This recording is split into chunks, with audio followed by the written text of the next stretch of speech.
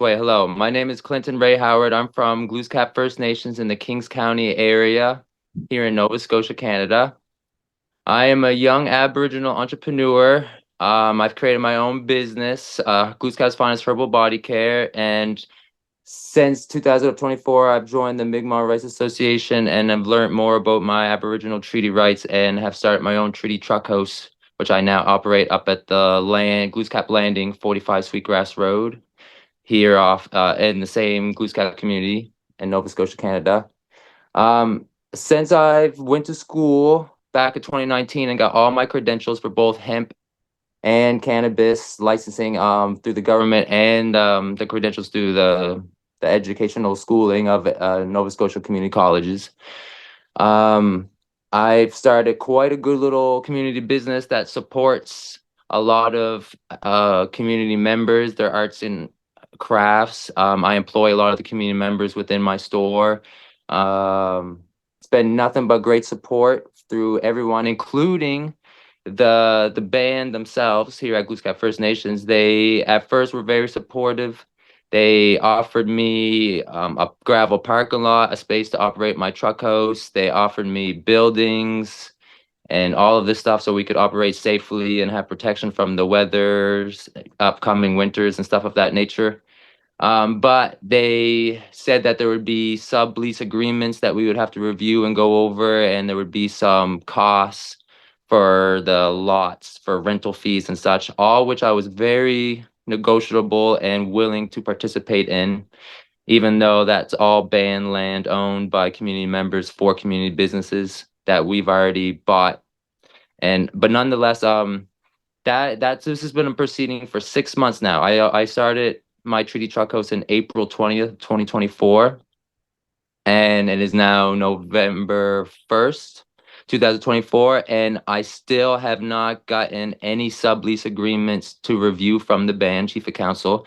They have done lots of verbal agreements that we've spoke and discussed possibilities of what buildings and costs would look like. They presented just recently one rough draft of a 70-page sublease agreement that was a copy and paste template that had nothing to do with our treaty truck house or any of our business negotiations that we spoken with verbally. So I politely and just respectfully asked if they could revise it and come back to me with a better offer. And since then, they have said that we have breached the verbal agreements. Oh no, I apologize. Prior to that, I have recently put up a temporary structure, a small little shed, just so I could store some of my products because we've had a recent snowfall.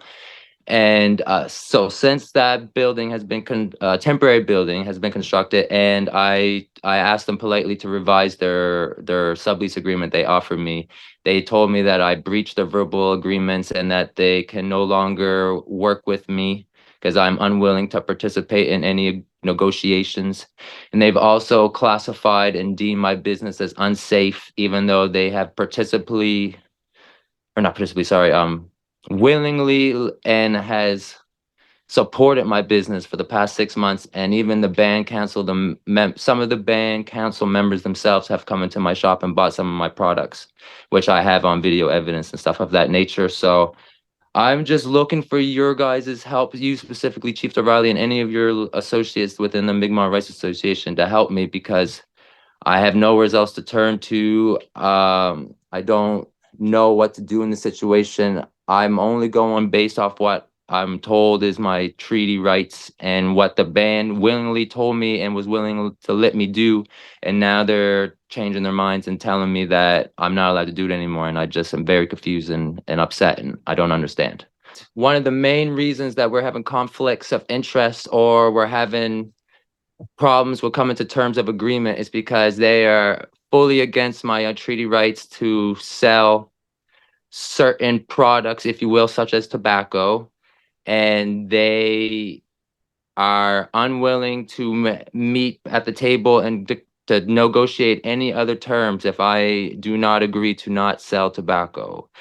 That being said, they also would not be supporting any of the other community members' arts and crafts or the ability to sell any of their products. Okay, I'm going to respond to you.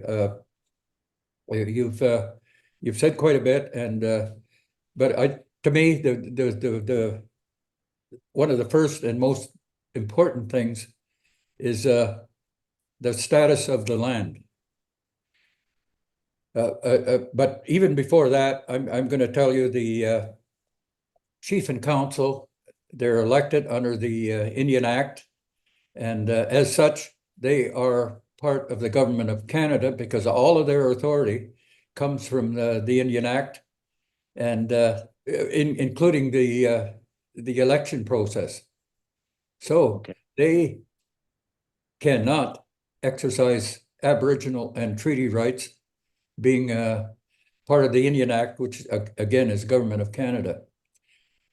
So if they mention anything there, they just don't have the ability. Okay, now the other big problem they have is they have no connection to rights or land. And I've thoroughly studied the situation there, having an extensive look at the treaty and the situation of all Mi'kmaq. And I've come up, it is not my conclusion. What I'm telling you is basic facts about it all. It's not an opinion even. Your land there is comes its definition comes from the Royal Proclamation of 1763, which says that it is a land that is reserved for Indians. And that is constitutionally protected.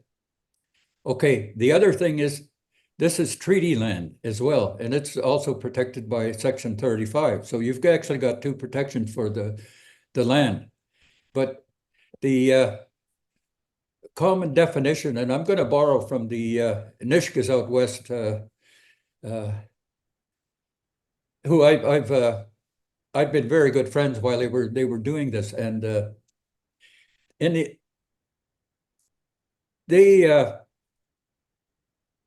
firmly believed from the position always that they had absolute ownership of the land, and this would be expressed as absolute title to the land. So the absolute title to the land rests with your nation. Your nation, Mi'kmaq Nation. That's the traditional people who made the treaties. It is them. And now it would go back to the people alive today, the traditional people, to exercise anything beyond that. But the ownership is absolute, and it is totally Mi'kmaq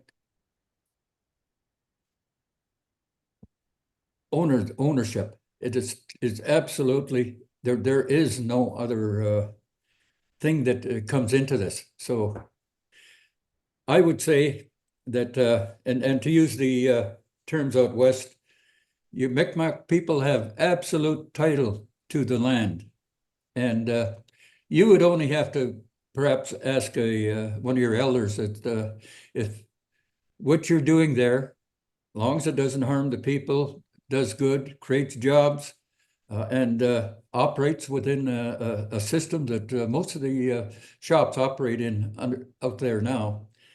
And you have absolute right to do exactly what you're doing. You have absolute title, and that's that is the bottom line. And chiefs and councils, nobody's ever taught them the ins and outs of the Indian Act, but the Indian Act is a racist document, and if they're still trying to use it, it's really sad. And of course, the Indian Act chiefs and councils are part of that, and I guess I can understand why they're trying to promote the government position rather than stick with the aspirations of the people. But really, that is your position, and if they want to debate with me on that, I'll gladly debate send me their best legal minds, and I'll set them all straight. This is my background. I've done dozens of land claims. I'm an expert, and I know this stuff inside out. So I just analyzed exactly what your the definition of Mi'kmaq land is. The province that's thrown on top of your title, and then you've even got Indian Act now that's trying to throw an Indian Act on unsurrendered land, or the reserve lands on unsurrendered land. And I don't even think any of that is valid. It can't be, because it was made when your people were considered non-persons. In other words, they had us in a category of just below the chimps. Yes. I think some of us could talk at that time, so we were an anomaly there. Mhm. Yes. But But we were not that's human. Yes. yeah, that's the bottom line. And there's if they want to debate this, I'll gladly debate this with them and prove to them how wrong they are. Yes, I appreciate that very much. That's why I was seeking your guidance and your knowledge. Um, I wanted to mention one last thing that I might have forgot to mention. So they did send me a recent cease and desist letter, and it basically says that at 4:30 today, at November 1st, I have until 4:30 today to vacate the premises, or they can and will try to forcibly remove me from my own lands and my own business property. So today I'm going to take your knowledge and your guidance and your advice, and I'm going to know that I'm doing the right thing, and I'm not going to be scared. And I have a lot of community support. We have plans to fill the whole parking lot with vehicles and community members, and we are not going to move or leave. So If, that's what okay, if they decide they want a legal fight on this, I'll be in your corner there, and they will lose. I appreciate that very much. Thank you so much, Will. Okay.